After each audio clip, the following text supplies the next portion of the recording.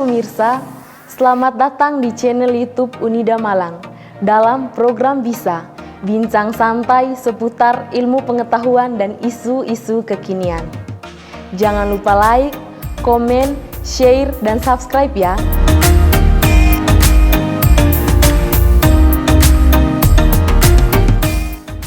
Dalam program bincang santai kita kali ini, topik yang akan kita bahas adalah badan-badan peradilan di Indonesia.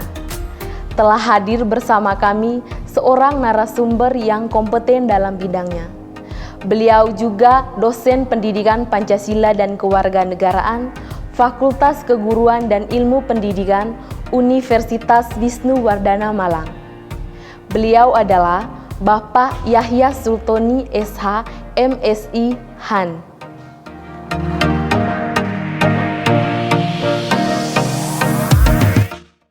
Yuk, langsung saja kita sapa beliau.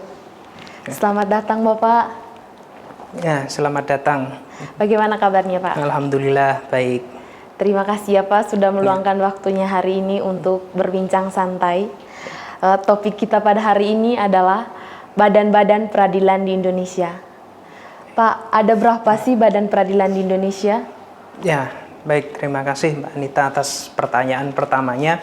Kalau ditanya ada berapa badan peradilan di Indonesia, saya berangkat dari bab 9 gitu kan, Undang-Undang Dasar 1945 di konstitusi kita itu pada pasal 24, 24A, 24B, 24C dan juga pasal 25, dan di sana itu ada 5 badan peradilan yang diatur. Yang ada 4 peradilan di bawah naungan Mahkamah Agung dan ada 1 peradilan di bawah naungan Mahkamah Konstitusi. Dan yang di bawah naungan Mahkamah Agung itu ada peradilan umum, ada peradilan agama, ada peradilan tata usaha negara, dan juga ada peradilan militer. Sedangkan di bawah naungan Mahkamah Konstitusi itu ada yang namanya peradilan konstitusi. Jadi ada 5. Ada banyak. Nah, nanti saya minta Mbak Anita untuk membantu saya mengingat gitu, karena listnya itu ada banyak gitu kan. Langsung saja saya bahas di awal gitu kan tentang masalah peradilan umum.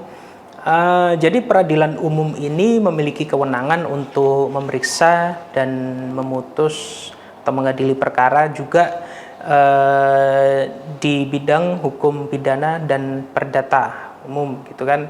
Dan kewenangannya ini dilaksanakan oleh pengadilan negeri tingkat pertama, terus ada pengadilan tinggi di tingkat banding, dan juga ada kasasi. Jadi itu. Dan dasar hukumnya tentang masalah peradilan umum ini diatur di Undang-Undang Nomor 49 Tahun 2009, Junto Putusan Mahkamah Konstitusi nomor 37 garing PUU strip 10 garing 2012, itu dasar hukumnya. Oh iya, Pak. Jadi di peradilan umum ini ada 3 pengadilannya itu. Kalau tempat pengadilannya itu berada di mana, Pak, tempatnya? Nah, kalau untuk tempatnya, kalau kita ngomongkan pengadilan negeri ini, ada pengadilan negeri tingkat pertama, kedudukannya itu di ibu kota kabupaten kota gitu kan, yang meliputi kewenangannya juga. Terus ada pengadilan tinggi, kedudukannya itu di ibu kota provinsi gitu kan, yang kewenangannya ada di sana juga. Terus di kasasi di tingkat pusat gitu. Nah, terus untuk kita ngomongkan kasus ya, kasusnya. Biasanya orang-orang bertanya tentang kasus, kasusnya apa aja gitu kan.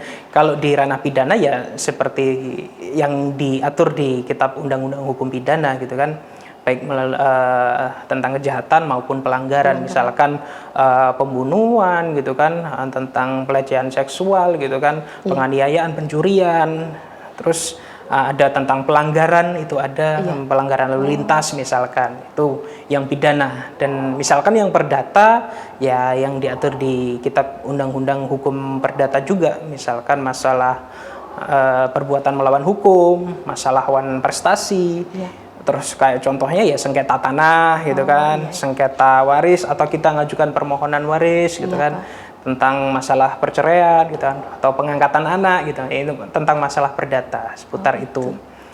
Dan saat ini, sampai ini perlu diketahui, saat ini ada 6 pengadilan khusus di bawah peradilan umum. Nah, ini kan kita masih bahas peradilan umum. Nah, ini ada pengadilan khususnya juga. Oh, berarti di peradilan umum itu ada pengadilan khususnya Betul, juga ya, Pak? betul sekali. Jadi kalau saya bahas lebih rinci lagi ya, jadi 6 pengadilan khusus di bawah peradilan umum. Ada pengadilan anak yang pertama, terus ada pengadilan tindak pidana korupsi, terus ada tentang pengadilan perikanan, dan juga ada pengadilan tentang hak asasi manusia gitu. Nah, kita mau bahas ke anak dulu ya. Baik, ke anak, pengadilan anak. Jadi pengadilan anak ini memeriksa, memutus dan mengadili ya, khususnya tindak pidana yang pelakunya anak, namanya aja pengadilan anak gitu kan. Terus ada kekhususan juga di dalam pengadilan anak, misalkan keberlakuan sidang ini tertutup gitu kan, gitu. Terus ada koordinasi dengan yang namanya Bapas, Badan Pengawas juga.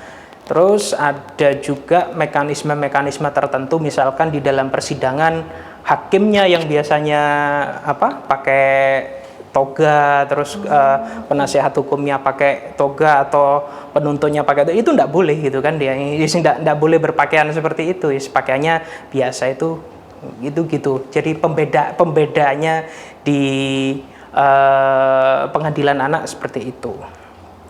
Oh, berarti ada perbedaannya, Pak. Betul untuk sekali. Pengadilan anak Betul, dengan pengadilan ada kekhususan negeri. gitu. Oh iya. Nah, selanjutnya itu tadi ada pengadilan perikanan. Kalau yang di pengadilan perikanan itu pembahasannya seperti apa, Pak? Nah, ini kalau kita ngomongkan pengadilan perikanan gitu kan, kalau ini diatur di Undang-Undang Nomor 21 Tahun 2004 tentang Pengadilan Perikanan. Saat ini Indonesia ini masih memiliki 10 pengadilan perikanan ya. Memang wilayahnya yang potensial dengan wilayah-wilayah yang biasanya terjadi kejahatan perikanan gitu kan. Kalau ngomongkan kasusnya seperti apa gitu, misalkan illegal fishing kayak gitu. Nah, itu bisa diadili di peradilan perikanan seperti itu. Oh, itu peradilan perikanan. Kalau yang pengadilan HAM-nya itu yang seperti? Nah, kalau pengadilan HAM ini jadi mengadili, memutus dan memeriksa perkara ini ya tentang masalah kejahatan-kejahatan HAM, dan kedudukannya ini masih di bawah peradilan umum, juga menyesuaikan juga. Terus kasus yang ditangani ya terkait kejahatan-kejahatan HAM seperti kejahatan terhadap kemanusiaan gitu kan. Terus masalah genosida. Nah, itu tertentu itu. Jadi misalkan di KUHP memang tidak diatur gitu kan, tetapi itu diatur di tentang undang-undang HAM gitu kan. Misalkan di Undang-Undang Undang-Undang nomor 26 tahun 2000 itu diatur juga tentang masalah hak asasi manusia, apa aja kejahatan-kejahatannya gitu. Nah, jadi tadi sudah bahas apa aja? Anak, terus perikanan, HAM. Kurang satu ini tindak pidana. Peradilan tipikor, peradilan tindak pidana korupsi. Dan kewenangannya hampir sama gitu kan, mengadili, memeriksa dan memutus perkara tentang masalah tindak pidana korupsi gitu kan. Terus ini diatur juga di dalam Undang-Undang 19 tahun 2019 tentang tipikor juga, tentang tindak pidana korupsi. Kejahatannya itu meliputi apa saja ya, masalah yang satu ya pasti namanya tipikor, tindak pidana korupsi. Terus kejahatan di luar itu misalkan tindak pidana pencucian uang gitu kan. Nah, itu terus masalah gratifikasi kayak gitu ya. Jadi ada beberapa kewenangan yang diatur di dalam Undang-Undang Tipikor itu juga. Jadi itu yang ranahnya pidana ya. Empat ranah pidana. Terus ada 2 lagi di ranahnya perdata. Masih pengadilan khususnya di peradilan umum. Pertama itu ada pengadilan niaga. Nah, pengadilan niaga, jadi kasusnya ini seperti apa? Ini sebetulnya lembaga penyelesaian sengketa di luar arbitrase gitu kan. Terus apa saja yang ditangani? Misalkan masalah kasus-kasus yang meliputi hak kekayaan intelektual, haki gitu. Terus kasus tentang masalah kepailitan kayak gitu. Iya. Jadi ada beberapa hal lain gitu. Jadi Iya, itu. Pak. Itu yang ditangani oleh Pengadilan Niaga. Terus ada pengadilan tadi hubungan industrial. Oke, pengadilan hubungan industrial. Nah, ini juga memiliki kewenangan ini didasarkan di Undang-Undang Nomor 2 Tahun 2004 tentang penyelesaian hubungan industrial, pengadilan hubungan industrial. Apa saja yang diselesaikan biasanya ini terkait tentang masalah hukum perburuan, ya, tentang masalah pekerja gitu kan, masalah serikat buruh, misalkan apa masalah hak-haknya, terus masalah sengketa antar serikat buruh dengan perusahaan, terus masalah hubungan kerja, masalah perbedaan kepentingan, itu juga diatur di dalam pengadilan hubungan industrial. Oh, itu yang ditangani oleh pengadilan industrial. Betul. Jadi itu. Jadi ada 6 pengadilan khusus. Jadi ada banyak gitu kan pengadilan-pengadilannya gitu. Iya. Dari pembahasannya kita yang cukup luas ya Pak, masih di ranahnya peradilan umum. Karena ada banyak itu tadi. Jadi ya nanti mungkin kalau ada kesempatan lain bisalah dibahas sama dosen-dosen lain yang berkompeten untuk bidang yang mau membahas niaga siapa, yang mau membahas pengadilan hubungan industrial siapa gitu. Nah, tetapi ini kita tujuannya mengedukasi masyarakat dulu bagaimana agar tidak salah kamar juga nantinya gitu. Untuk selanjutnya ya ini apa Mbak Anita ini saya coba dibantu mengingat. Iya Pak. Yang tadi kita sudah membahas tentang peradilan umum. Sekarang yang kedua adalah peradilan agama Pak. Peradilan agama ini memiliki kewenangan memeriksa, mengadili dan memutus ini perkara perdata gitu kan, perkara perdata tertentu ya, ini masih tertentu khususnya untuk yang beragama Islam gitu kan. Terus dasar hukumnya itu di Undang-Undang 50 tahun 2009, junto putusan Mahkamah Konstitusi nomor 37 garing PUU strip 10 garing 2012. Nah, perkaranya itu apa saja yang ada di peradilan agama itu ya masalah masalah perdata, masalah waris gitu kan, perceraian gitu kan, pengangkatan anak itu, terus ada beberapa lain, wakaf, hibah gitu kan, itu ada beberapa ranah yang ditangani di sana. Dan untuk kedudukan gitu kan, kedudukannya itu juga meliputi di pengadilan agama gitu kan, tingkat pertama ada di wilayah ibu kota kabupaten. Ibu kota kabupaten misalkan ya kayak di Malang ada di Kepanjen gitu kan, di mana gitu kan. Terus di pengadilan tingginya gitu kan, di pengadilan tinggi ini pengadilan tinggi agama namanya, dan kedudukannya itu ada di ibu kota provinsi, dan juga tingkat atasnya lagi itu di tingkat kasasi gitu. Oh iya Pak, itu untuk yang peradilan agama. Kemudian dalam peradilan agama ini apakah ada pengadilan khususnya juga Pak? Ya, ada, cuman ini terdapat hanya di Provinsi Nangro Aceh Darussalam. Ya, jadi di Nangro Aceh Darussalam ini ada namanya Mahkamah Syariah. Nah, Mahkamah Syariah, terus apa saja yang ditangani ini, karena di wilayah Aceh ini kan namanya daerah istimewa dan memiliki otonomi khusus gitu kan. Terus ada nggak hanya ada perda saja, ada konun namanya gitu. Terus perkara-perkaranya ada banyak gitu kan, misalkan perkara jinayat gitu kan, sampai ada contohnya yang kita ngelihat kalau di televisi ada hukum cambuk dan sebagainya. Nah, itu di bawah Mahkamah Syariah. Terus itu masih di tingkat pertama. Nah, di tingkat berikutnya gitu kan, pengadilan tingginya itu ada namanya Mahkamah Syariah Aceh gitu. Nah, itu pengadilan khususnya gitu, tentang peradilan agama gitu. Iya Pak. Itu yang peradilan agama. Sekarang kita lanjut ke pembahasan yang berikutnya, yaitu peradilan tata usaha negara. Ya, baik. Peradilan umum sudah, peradilan agama sudah, sekarang peradilan tata usaha negara. Ya. Jadi ini khusus gitu kan, ini khusus tentang masalah perorangan atau badan hukum yang memang dirugikan oleh kebijakan administrasi pemerintah gitu kan. Ya misalkan melalui keputusan tata usaha negara itu ya ada yang namanya keputusan tata usaha negara, misalkan perizinan gitu kan, ada SK tentang apa gitu kan. Intinya masyarakat dirugikan oleh itu gitu kan, dan bagaimana kita menuntut keadilan gitu kan, mengajukan gugatan ya di peradilan tata usaha negara itu gitu kan. Dan kedudukannya sebetulnya itu setiap, kalau di undang-undang ya, di undang-undang itu kedudukannya itu di setiap ibu kota kabupaten, ibu kota kabupaten atau kota itu di tingkat pertama, dan pengadilan tinggi tata usaha negara ini ada di ibu kota provinsi. Tetapi kalau misalkan kita ngomongkan di Jawa Timur gitu kan, pengadilan tata usaha negara itu ada di Surabaya gitu kan, dan pengadilan tingginya itu ada di Surabaya tetapi lain tempat. Jadi gitu. Mengenai peradilan tata usaha negara ini, apakah ada pengadilan khusus juga Pak seperti pengadilan yang lain? Iya, ada juga.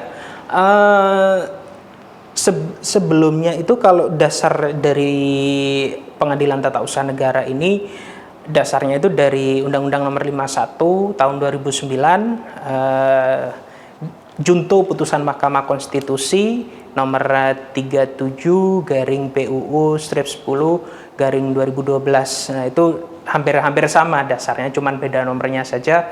Terus kita ngomongkan pengadilan khusus yang masih di bawah ranahnya peradilan tata usaha negara itu ada satu, namanya itu pengadilan pajak. Nah, pengadilan pajak. Ya, betul. Apa saja yang ditangani ini ya tentang masalah sengketa pajak tentunya. Misalkan orang-orang yang bermasalah dengan pajak gitu kan, ataukah ada ketidaksesuaian, misalkan aset yang dimiliki, terus sama pajak yang dibebankan gitu kan. Nah, jadi istilahnya masyarakat kita juga ada istilahnya hak untuk menuntut keadilan. Jadi menuntut keberatan dan sebagainya itu ada namanya pengadilan pajak. Dan itu masih di bawah ranahnya pengadilan umum itu. Oh iya. Yang di bawah naungannya Mahkamah Agung masih sisa satu ya Pak? Nah, yang terakhir itu peradilan militer. Baik. Jadi kalau kita ngomongkan peradilan militer ini juga ada satu mekanisme juga di negara kita. Ini diatur di Undang-Undang Nomor 31 tahun 97. Jadi peradilan militer ini menangani memutus, memeriksa dan mengadili perkara pidana gitu kan yang dilakukan oleh anggota TNI gitu kan. Dan juga di ranahnya pengadilan tinggi ini memutus tentang tata usaha angkatan bersenjata. Nah, jadi itu. Terus ada pembedaan. Kalau tadi kan kita ada pengadilan tingkat pertama, pengadilan pengadilan banding. Kalau militer ada. Jadi pengadilan militer, pengadilan tinggi militer, dan juga ada pengadilan militer utama. Nah, ini pembedaannya di mana? Kalau di pengadilan militer tingkat pertama ini mengadili, memeriksa, memutus perkara pidana yang untuk anggota TNI yang berpangkat kapten ke bawah. Nah, jadi memandang pangkat. Nah, terus kalau pengadilan tinggi militer ini memang pengadilan tingkat banding, sekaligus itu menjadi pengadilan tingkat pertamanya gitu kan untuk anggota TNI yang memang melakukan tindak pidana yang berpangkat mayor ke atas. Nah, jadi pangkat ya betul. Sama itu juga pengadilan tingkat pertama tentang masalah tata usaha angkatan bersenjata, misalkan yang dirugikan oleh kebijakan-kebijakan di dalam militer itu. Nah, yang beda dari yang lain ini tentang kedudukan peradilan militer ini ya memang diatur di dalam undang-undang. Khusus pengadilan militer utama itu dipusatkan ya memang di pusat di ibu kota. Ibu kota. Itu diatur oleh undang-undang, tetapi selebihnya kedudukan pengadilan militer ini ditentukan oleh Panglima TNI. Jadi nggak terbatas di kabupaten kota, tetapi kalau di militer itu kan ada tingkatannya kayak Kodim, Kodam gitu kan. Ya itu di tingkatan seperti itu, menyesuaikan wilayahnya juga gitu. Oh iya. Kalau pada pembahasan sebelumnya seperti di peradilan umum, peradilan agama, terus peradilan perikanan, ada itu pengadilan khususnya. Lalu di peradilan militer ini, apakah ada pengadilan khususnya juga ya Pak? Ada juga. Nah, di pengadilan militer ini ada pengadilan khusus, namanya ini pengadilan pertempuran. Jadi itu apa istilahnya ya, memeriksa, memutus dan mengadili perkara ini ya di medan pertempuran gitu kan. Itu di tingkat pertama sampai tingkat akhir gitu kan. Dan untuk anggota TNI yang melakukan tindak pidana itu di istilahnya di medan pertempuran ya. Kalau kita ngomongkan kedudukannya di mana ya kita lihat teritorialnya pertempuran itu di mana. Jadi mobile gitu, bisa menyesuaikan, bisa berpindah. Sesuai dengan tempat pertempurannya itu. Betul. Jadi itu sudah 4 ya tadi ya. Iya. Masih di bawah Mahkamah Agung. Nah, udah yang terakhir ini peradilan militer. Oke, siap. Iya, sekarang kita masuk di pembahasan yang di bawah naungannya Mahkamah Konstitusi. Ya, jadi peradilan konstitusi ini pada intinya ini menangani pengujian isi kesesuaian undang-undang terhadap undang-undang dasar. Itu yang menjadi agenda utama yang ada di Mahkamah Konstitusi. Dan kewenangan lainnya itu diatur di dalam Undang-Undang Nomor 4 Tahun 2014 yang meliputi kewenangan lain juga yang ada di Mahkamah Konstitusi, yaitu tentang memutus sengketa antar lembaga negara satu, terus memutus tentang pembubaran partai politik, terus memutus tentang sengketa hasil pemilu. Nah, seperti itu juga yang diatur di dalam Mahkamah Konstitusi. Terus ada beberapa agenda sidang gitu kan yang memang berbeda yang dari seperti yang sebelumnya kita bahas. Misalkan ada sidang pleno, terus ada tentang rapat permusyawaratan dari hakim gitu kan. Terus ada sidang panel juga di dalam Mahkamah Konstitusi, ada agenda-agenda tersendiri, dan juga majelis hakim yang di dalam situ ya juga diatur gitu kan. Ada saatnya yang pakai 3 majelis hakim gitu kan, terus ada berapa gitu.